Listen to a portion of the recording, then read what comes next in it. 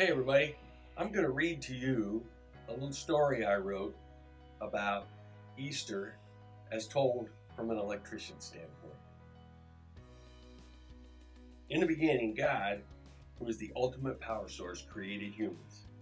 He created us in a way that we can interact with Him directly, as Adam and Eve did in the Garden of Eden. But when Adam and Eve disconnected themselves from God by eating the apple, they lost their ability to connect with God. They were diminished, and the rest of humanity had to survive without life, meaning God's power. God intended us to have this power, and when we were disconnected, we've lost it.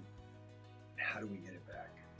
Glimpses of God's power were on display throughout history, through the Holy Spirit coming upon people like Moses when the Red Sea was parted, Elijah when fire from heaven consumed the sacrifice, and other prophets, but it's much too powerful for humans as a whole.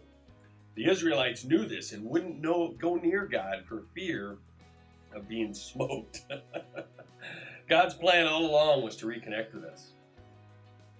Enter Jesus, the God-man.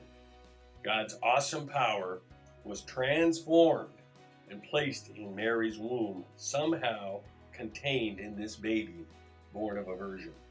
On a couple of occasions when Jesus was on this earth, he showed his full power. On the Mount of Transfiguration, the disciples saw him radiantly glowing. And when they came to arrest him, and they said, he said, "Who do you come for?" And they said, "Jesus." And he said, "I am he." And everyone fell back and fell down. That was the power of God being demonstrated. In order for the full power of God to return, sin had to be completely removed. Jesus' death on the cross was the troubleshooting necessary to accomplish this. Because we are unable to receive God's full power now, Jesus is the transformer that takes God's infinite power and lowers the voltage so we can receive it. Notice how the cross resembles a power pole. And that transformer is a representation of Jesus hanging on the cross, the transformer of our lives. The resurrection, which we're going to celebrate tomorrow, is the evidence that Jesus conquered all that separated us from God. The stone was rolled away and the power was restored. Yeah. Now it's up to us to reconnect with God by saying yes to Jesus. When we do that, Jesus energizes us with the voltage needed for new life, the life that God intended us to have.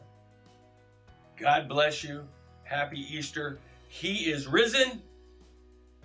He is risen indeed.